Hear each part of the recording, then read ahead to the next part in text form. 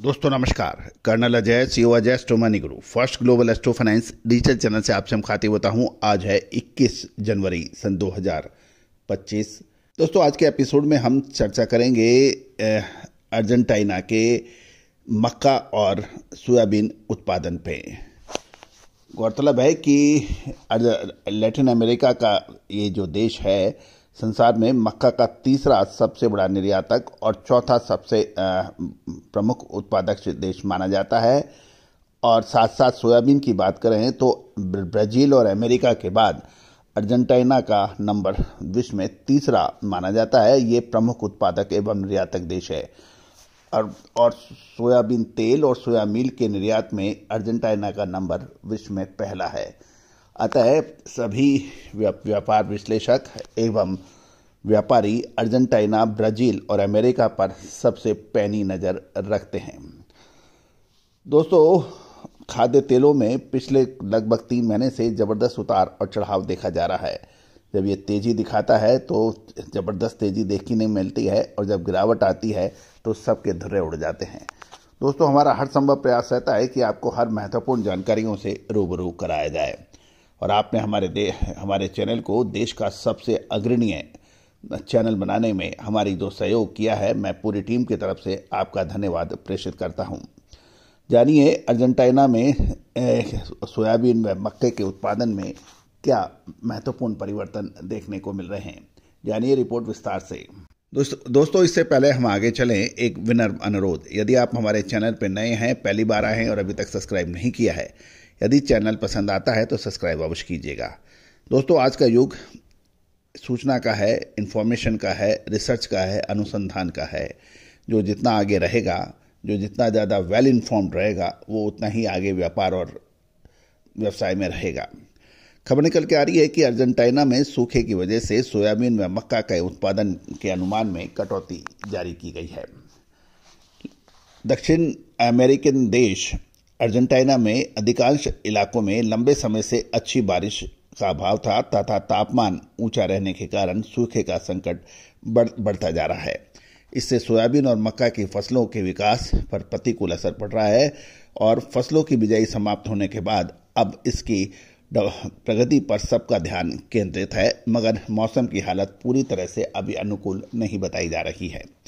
Report के अनुसार सूखे के बढ़ते संकट को देखते हुए राजोरिया ग्रेन्स एक्सचेंज साल 2024-25 सीजन के लिए मक्का एवं सोयाबीन के अपने उत्पादन के अनुमान में कटौती कर दी गई है। एक्सचेंज ने पहले चालू सीजन के दौरान अर्जेंटीना में मक्का का उत्पादन 500 से 510 लाख टन के बीच रहने का अनुमान लगाया था, जिसे अब घटाकर 480 लाख टन निर्धारित किया गया है।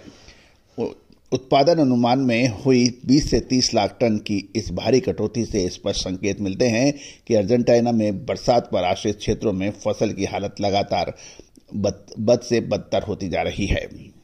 वहां बारिश की सख्त जरूरत देखने को मिल रही है। ये भी ध्यान देने वाली बात है कि अर्जेंटीना संसार में मक्का का तीसरा सबसे बड़ा एक्सपोर्टर तथा चौथा सबसे प्रमुख उत्पादक देश माना जाता है। वहां मक्का की अगेती बिजाई वाली फसल को विशेष नुकसान हो रहा है। अब सोयाबीन की बात करते हैं तो सोयाबीन ब्राजील और अमेरिका के बाद अर्जेंटीना का नंबर तीसरा सबसे प्रमुख उत्पादक एवं निर्यातक देश माना जाता है, जबकि सोया तेल और सोया मील के निर्यात में अर्जेंटीना का स्थान अव्वल यानी पहला रहता है।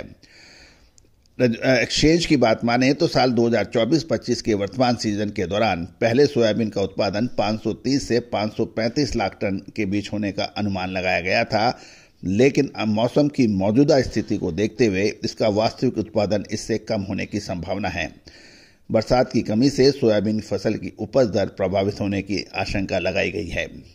दिसंबर के आरंभ तक सोयाबीन की उत्पादकता बेहतर रहने का अनुमान लगाया जा रहा था, लेकिन अब इसमें कटौती की बात की जा रही है।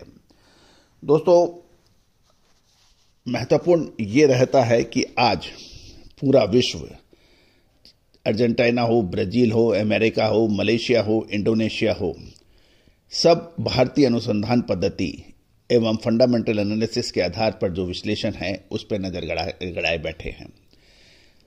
कुछ सालों पहले तक भारतीय अनुसंधान विश्लेषण का विश्व में कोई खास स्थान नहीं था, लेकिन अब भारतीय अनुसंधान पद्धति का डंका पूरे विश्व में फैल रहा है। इंडोनेशिया हो, मलेशिया हो, अर्जेंटीना हो, ब्राजील हो, अमेरिका हो, वहां से एक बहुत बड़ी तादाद में व्यापारी एक्सपोर्टर्स भारतीय अनुसंधान पद्धति की लगातार हमारे क्लाइंट्स बन रहे हैं और भारतीय अनुसंधान पद्धति पर उनका विश्वास लगातार बढ़ता जा रहा है। दोस्तों, हमारे चैनल का उद्देश्य भी यही था कि हम पूरे विश्व में भारतीय अनुसंधान पद्धति का परचम फहराया जा सके। सदियों पुरानी हमारी जो अनुसंधान पद्धति है उसको विदेशी आक्रमणकारियों ने जो नष्ट भ्रष्ट किया था, उस विद्या को पुनर्जीवित किया जाए। और वो विद्या हमने पिछले लगभग 25 सालों से इसको लगातार विभिन्न कड़ियों को जोड़कर एक माला का रूप दिया है। और आज हमें खुशी है कि हमारा जो ये बीड़ा उठाया गया था वो अब मूर्त रूप ले रहा है। दोस्तों, आप भी इस विशेष ईश्वर की दी हुई नियामत से आप भी रूबरू हो सकते हैं। विशेष रिसर्च रिपोर्ट के लिए संपर्क कर सकते हैं, जो कि भुगतान करने पर उपलब्ध होगी। All the very best, good luck, happy trading.